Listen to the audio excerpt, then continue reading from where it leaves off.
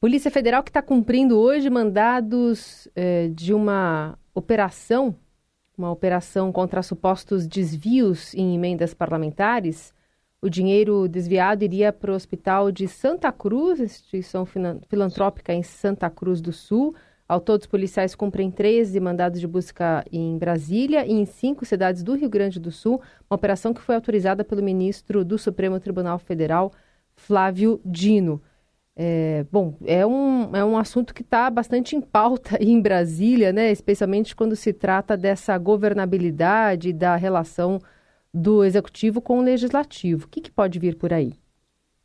Pois todo mundo estava muito focado na questão aí do Flávio Dino suspender as emendas parlamentares, exigir rastreabilidade, transparência, etc.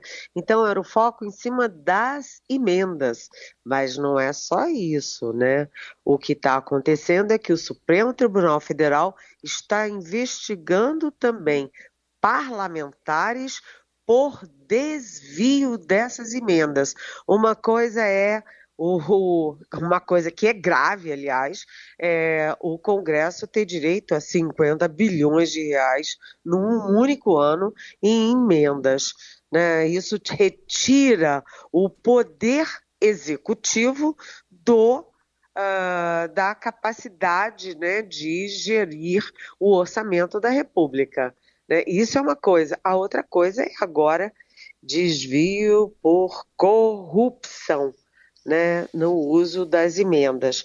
E então tem essa operação de hoje, e enquanto isso o Supremo Tribunal Federal, né, está exigindo depoimento de parlamentares suspeitos de desvios, né? É claro que essa investigação e esses depoimentos são tomados pela Polícia Federal. Hoje, por exemplo, tem um depoimento do deputado Glauber Braga, que é do PSOL, né? Porque ele está formalizando a denúncia de irregularidades na destinação de 4,2 bilhões em emendas de comissão no final do ano passado. E o deputado poderia ser ouvido assim, por internet, mas ele fez questão de ir presencialmente à sede da Polícia Federal em Brasília. Também há outros parlamentares que vão ser ouvidos, como, por exemplo, o José Rocha, do União Brasil, a Adriana Ventura, do Partido Novo, e o senador Cleitinho Azevedo, dos Republicanos, né? E eles vão ser ouvidos, agora falta indicar local e hora. Ou seja, são duas frentes do Supremo. Primeiro, né, a forma, o formato, os limites, né, a transparência das próprias emendas. E segundo, os parlamentares suspeitos de desvios de emendas parlamentares. Então, hoje, essa operação da Polícia Federal, que não será a única, e isso está dentro ali eu ia falar assim da guerra, mas vamos falar do mal-estar entre o poder executivo e o poder judiciário. Então, para terminar, é que isso tudo, né, essas investigações sobre as emendas e sobre os parlamentares suspeitos de desvios de emendas, isso tudo está no meio do mal-estar ou da crise entre o judiciário e o legislativo, entre, portanto, o Supremo e o Congresso Nacional. Muito bem, antes de a gente mudar de assunto, só ressaltar que a operação está sendo atualizada, a informação a todo instante, lá no portal do Estadão, estadão.com.br, e havendo manifestação do parlamentar, que tem um assessor aí envolvido, é o deputado Afonso Mota, do PDT do Rio Grande do Sul, a gente traz aqui também, até agora ele não se manifestou, está com o espaço aberto lá no Estadão. Eliane, o presidente Lula ontem abriu mais uma frente aí de guerra em público, diz que o IBAMA precisa parar com lenga-lenga porque ele quer fazer autorização para pesquisa de exploração de petróleo lá na foz do Rio Amazonas. E aí, já tem reação, né?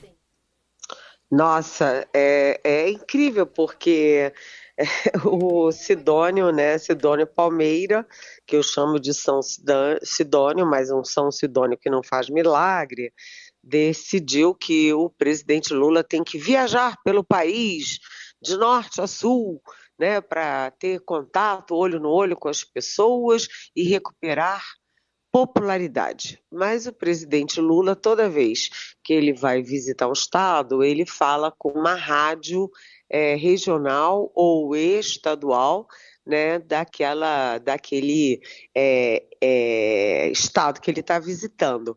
E toda vez o presidente Lula abre a boca e cria um problema. E nesse caso com uma particularidade, né? O presidente Lula não respondeu a uma pergunta do repórter da rádio do Amapá.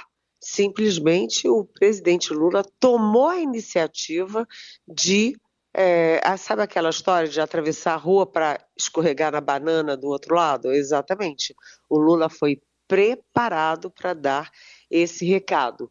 Sim, ele é a favor, ele quer e ele vai conseguir sim a pesquisa sobre exploração do petróleo na foz do Amazonas, ou seja, ali na margem equatorial, que vai do norte do país até o Rio Grande do Norte, no Nordeste. E o presidente, além de falar essa expressão, né, que tem que parar com o lenga-lenga, ele trouxe a público a guerra dele contra o IBAMA.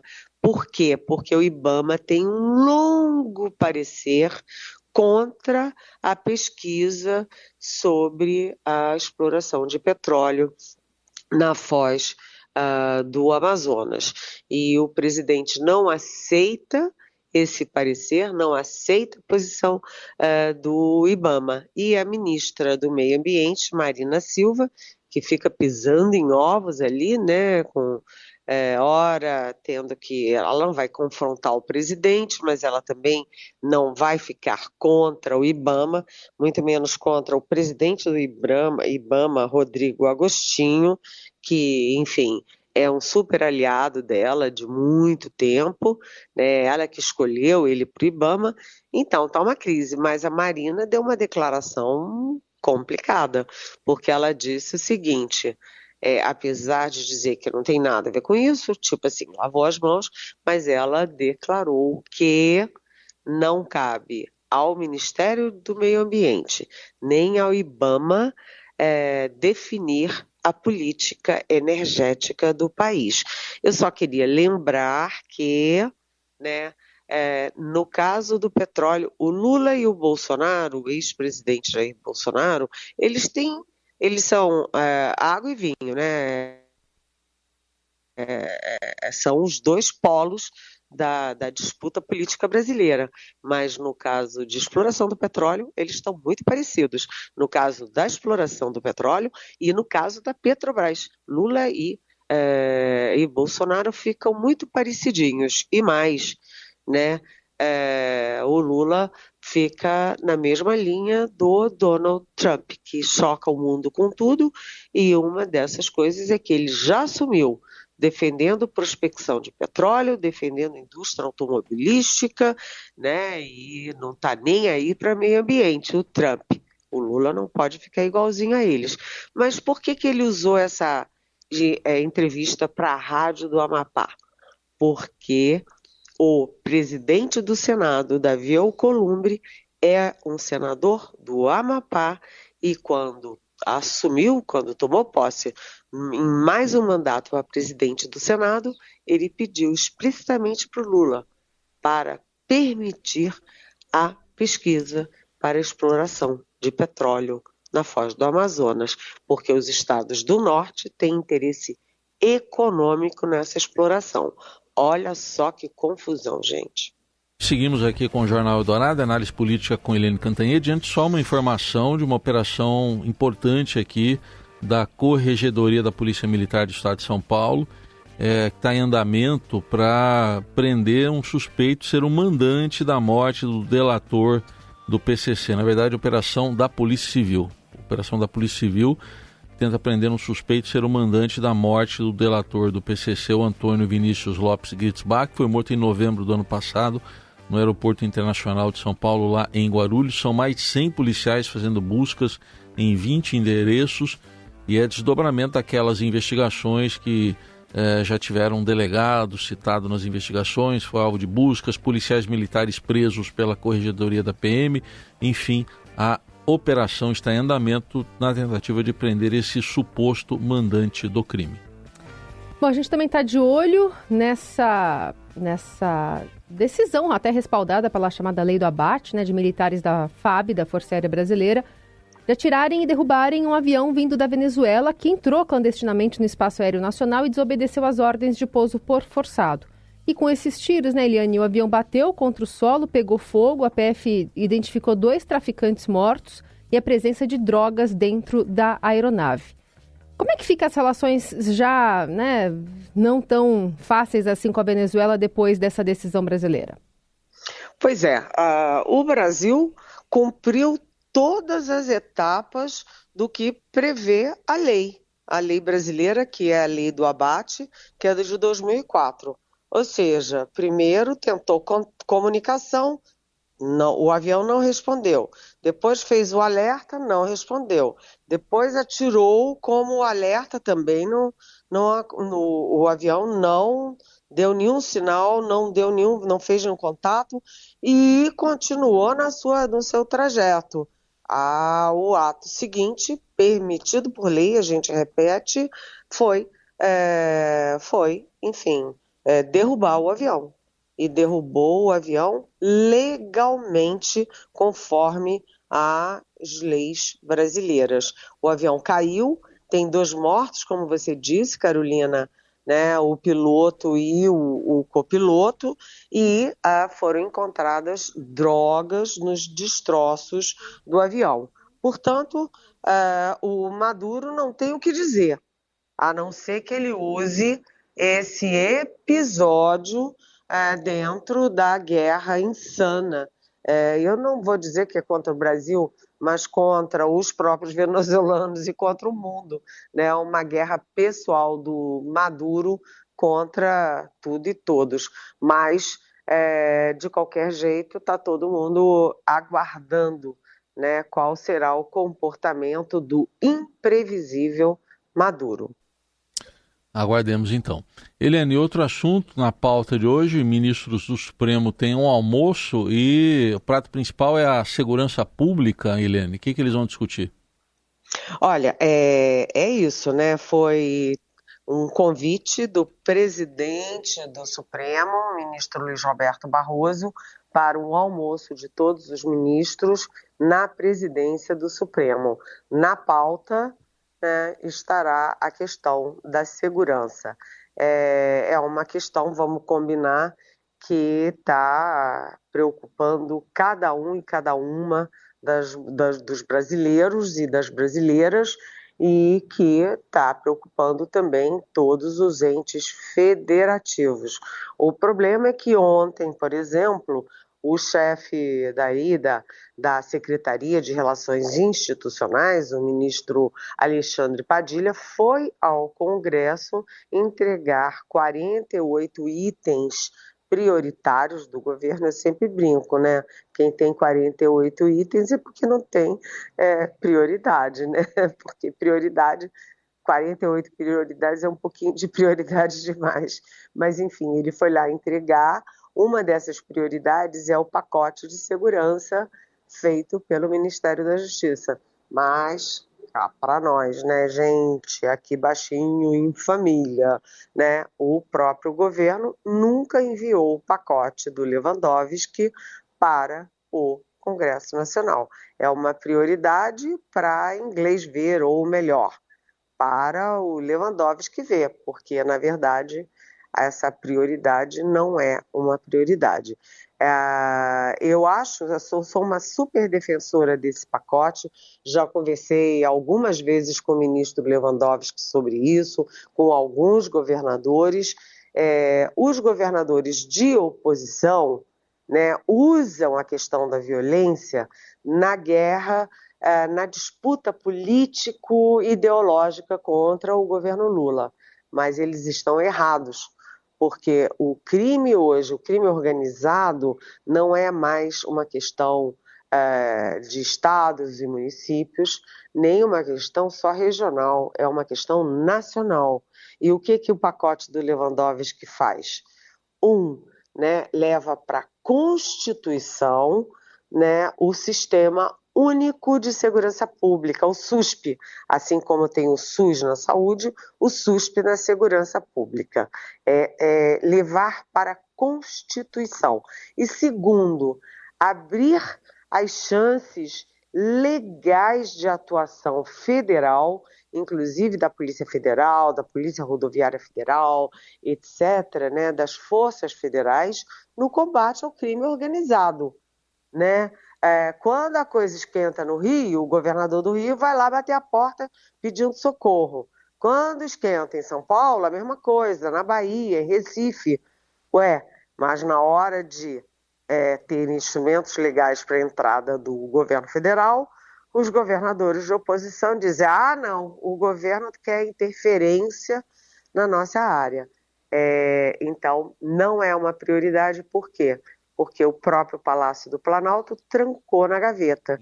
E até eu vou dar nomes aos bois, porque foi o ministro Rui Costa da Casa Civil que trancou na gaveta, e o presidente Lula já avisou diretamente ao Lewandowski que está difícil levar para o Congresso, porque os governadores têm muita força no Congresso e dificilmente vão deixar aprovar. Eliane, pergunta que chega aqui para a gente, o ouvinte Davi te escreve: Eliane, por favor, me explique o que quer dizer os Estados Unidos taxarem o aço e o alumínio brasileiros? Isso quer dizer que no momento em que esses produtos chegam lá, eles valem 25% a menos? Oi, Davi, é uma boa pergunta, mas é uma pergunta fácil de responder. O que significa sobretaxar? Né? Os produtos de um país chegam no outro, e aí a gente vai para o caso específico do alumínio e do aço, eles chegam, né? O Brasil exporta, aliás, é o segundo maior exportador de alumínio, aço, ferro para os Estados Unidos. Chega nos Estados Unidos, tem o imposto de importação, né? O governo americano cobra uma taxa sobre esse produto. O que o Trump está fazendo? Ele está cobrando 25% a mais de imposto sobre o aço e o alumínio do Brasil que chegam lá. Então, o produto não chega mais barato, ele chega mais caro. Ele chega com 25% a mais no mercado americano. Isso significa que isso cria inflação dentro do próprio país, dentro dos próprios Estados Unidos. Né? E para o produtor brasileiro, o exportador brasileiro, a exportação fica mais cara. Né? O lucro é 25% menor.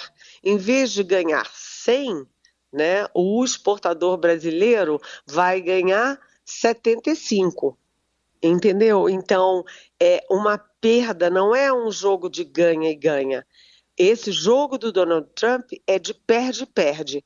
Perde o exportador brasileiro e perde o importador americano e o consumidor americano. Lembrando que alumínio, ferro, etc., o aço são usados na indústria automobilística, em serviços, na indústria manufaturada, enfim. É tudo, né? O aço é essencial, né? E, além de tudo, o Trump está cometendo um equívoco grave, porque ele tenta atingir a China, mas a China tem o tamanho dos Estados Unidos. Uma retaliação da China é diferente de uma retaliação da Colômbia, né? É ali homem a homem, né? Peso pesado contra peso pesado. Então, Davi, no fundo é o seguinte, é preciso entender qual é o objetivo do Trump, porque o Trump está tomando muitas atitudes incompreensíveis.